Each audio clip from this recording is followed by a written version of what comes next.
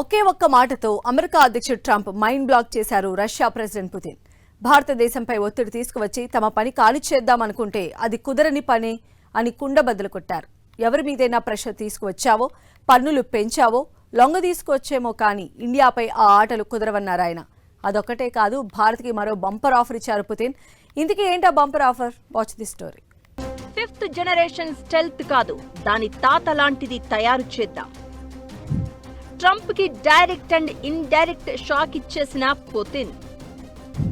భారత్తో బంధం బలమైనదంటూ ప్రకటన. ప్రపంచంలో ఏ ఒత్తిడి భారత్ పై పని చేయలేదంటూ కితాబు. టారిఫ్ల రూపంలోనో మరో రూపంలోనో భారత్ ని లొంగదీయడం సాధ్యపడదని రష్యా అధ్యక్షుడు వ్లాదిమిర్ పుతిన్ స్పష్టంగా చెప్పారు.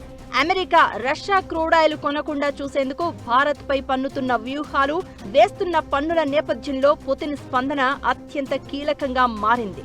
ఇదే సమయంలో 5th జనరేషన్ స్టెల్త్ డెస్ట్రాయర్ల కోసం కొనుగోళ్ల ఒప్పందాలు, తయారీ వ్యూహాల్లో ఉన్న భారత్ కి ఓ బంపర్ ఆఫర్ ఇచ్చారు.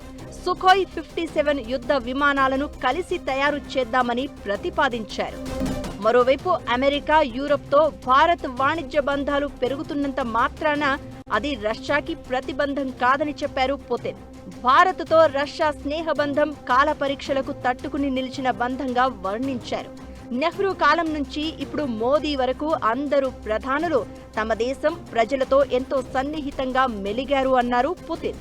రష్యాతో సంబంధాల విషయంలో ప్రధాని మోదీపై ఒత్తిడి తీసుకురావడం వ్యర్థం అని, అది కుదిరే పని కాదన్నారాయన.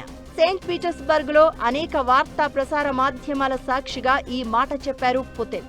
అలానే రాబోయే కాలంలో భారత్తో ద్వైపాక్షిక వాణిజ్యం విస్తరించి $100 బిలియన్ చేరుతుందని కూడా చెప్పారు.